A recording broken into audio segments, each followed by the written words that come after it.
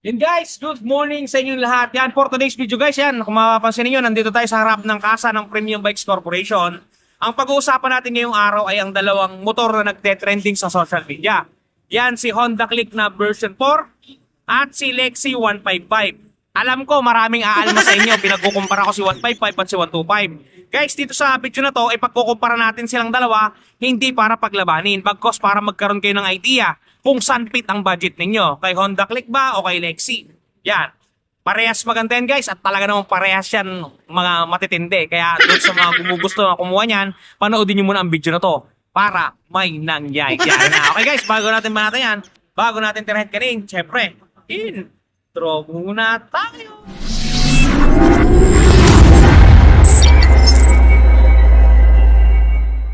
Hey guys, good morning sa inyo lahat. Yan, gumit na ako guys para syempre mailatag natin dito yung presyo ng isang motor at yung presyo ng isang motor dito.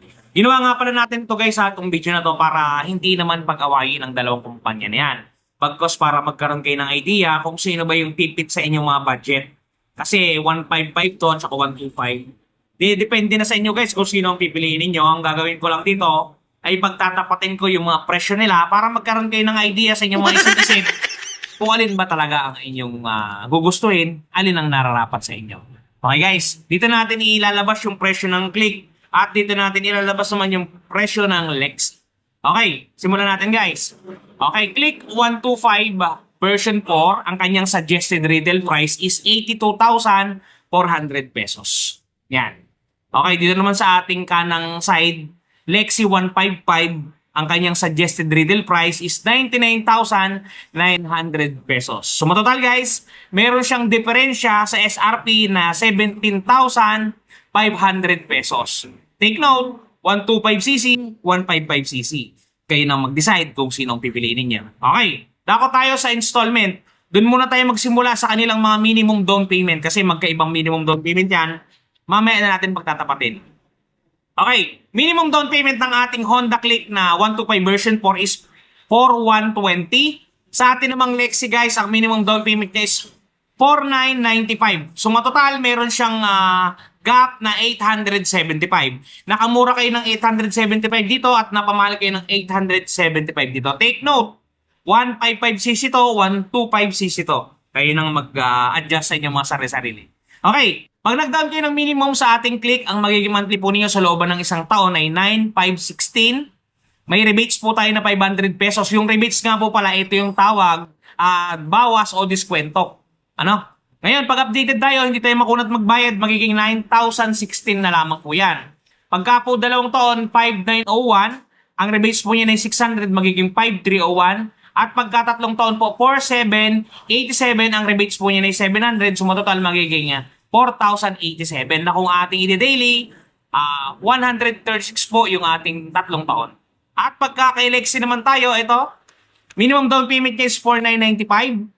Ang monthly nyo sa looban ng isang taon ay 10,881. Ang rebates po natin ay 500, magiging 10,381.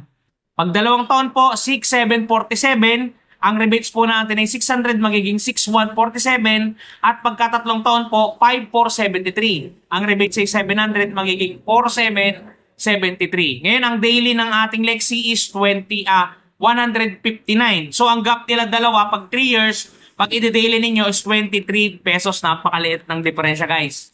Kaya kung ako sa inyo, mamili kayo ng gusto. Kasi talagang ito si Yamaha, masyado na silang kinain last year, last couple of years ng ating Click. So, siguro, kaya nila, bakit nila? Kasi marami naman silang 155 guys, di ba? Meron silang NMAX, meron silang Aerox. Ba't naglabas pa sila ng Lexi? Pangdurog siguro dito kay Click natin. Kaya kung ako sa inyo, mag-isip-isip kayo guys, kasi iba talaga ang labanan, yung isa ay 125 at yung isa ay 155. Okay, pares pogi yan. Ngayon guys, ilaban naman natin ang same down payment. Parehas silang 10,000 piso. Yan guys, ipa-flash natin ngayon. Yan.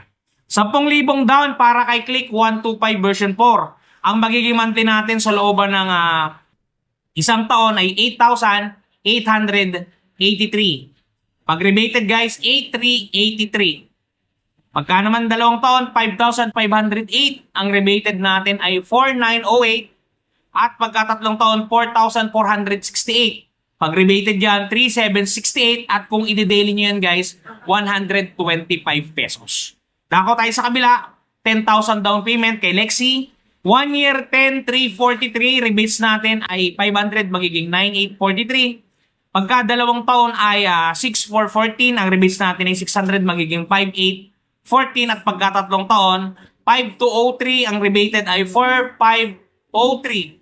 Ang daily nun guys kay Lexi naman ay 150. So may diferensya lamang tayo na 25 pesos sa tatlong taong kontrata. Yan 25 pesos na lang yung gap nila. Mag-isip kayo kung magwa 155 ba kayo o magwa 125. Yan Sana dito sa video na to ay nagkakaroon na kayo ng idea kung sino ba ang inyong pipiliin pag bili ninyo ng motorsiklo. Si 155 ba o si 125. Yun guys. Hindi naman natin may aalis sa si Click talaga ay napaka-pogi. Pero iba to si Lexi Glide guys. Medyo maliit lang siya. Single shock siya kung mapapansin ninyo. Pero 155cc. Yun pang daily talaga. Tas malaking displacement natin. So, nasa sa inyo pa rin yung pagpapasya kung sino ang pipiliin ninyo sa dalawa. Ngayon, tayo dito, ginagawa lang natin itong video para magkaroon kayo ng idea. Okay guys, dako tayo. Pag nag-down kayo ng 20,000, ito yung last kwentada natin. 20 mil, same motorcycle, different motorcycle, same down payment na 20 mil. Pag kay Click guys, nag-down kayo ng 20,7,807. Rebated natin 7,307. Pinagpapawisan na tayo guys. Pagka dalawang taon, 4,841. Rebated na po ay 4,241. At pagka tatlong taon, 3,927. Ang rebated po natin ay 3,227. Pag i-daily niyo po yan, 107 pesos. Talaga namang may nangyayari na. At pag kay Lexi, 20,000 pesos ang down payment. Ang monthly po natin ay 9,267. Ang rebated po yan ay 8,767. Pagka dalawang taon po, 5,746. Ang rebates po natin ay 600, magiging 5,146. At pag tatlong taon po, 4,661. Ang rebates po natin ay 700, magiging 3,961. Daily po nito ay 132.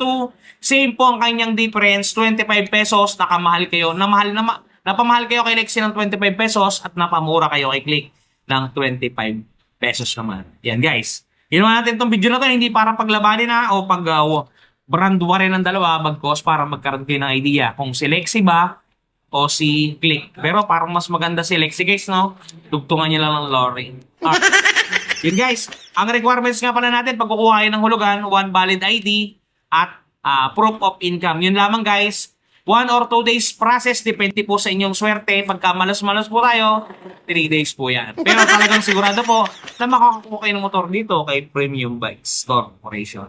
Yun nga pala guys, sa mga nakakuha na ng motor, just for example, nagasgasan ng inyong motorsiklo, yan, kahit anong motor dyan, marami tayo dyan. Eto guys, touch paint ni Wash Body, goods to goods sa quality na ito. Panoodin ninyo. At eto na guys, ang touch paint ni Wash Body, di ba napakaganda? Ganto ang packaging yan pagka mabibili ninyo. Ito yung polishing cream, ito yung surface cleaner, ito yung mismong touch paint. At may kasamang pre-yan na pen brush at meron niyang instruction kung paano gagamitin. Ito guys, kung makikita ninyo, ganito siya i-apply. Una, pahidan ninyo ng polishing cream para makinis ninyo yung lugar o lokasyon. Sprays ng surface cleaner. At syempre, i-apply natin ang ating touch paint. Yan. Isulat nyo lang ng pen niya at talaga namang matatakpan ang mga gasgas ng inyong unit. Bili na kayo guys, touch paint ni Wash Body. Yun guys, napakabisa ng touch paint niyan. Sana i-training nyo pag may gasgas ang motor ninyo para mapatunayan yung epektibo yung ating product. Nakalink yan dyan sa mga video natin. Hindi ko lang alam kung saan banda siya lalabas. Yun guys, sana nakapag-desisyon kayo kung si Click 125B4 o si Lexi 155 ang inyong pipiliin. Nasa sa inyo yan guys, ginawa lang natin ito para magkaroon kayo ng idea. Yun guys, ingat kayo palagi at palagi po kayong magpapakasaya. Doon po sa mga hindi pa nakapag-subscribe. Baka naman. Maraming salamat. Bye-bye. Cheers!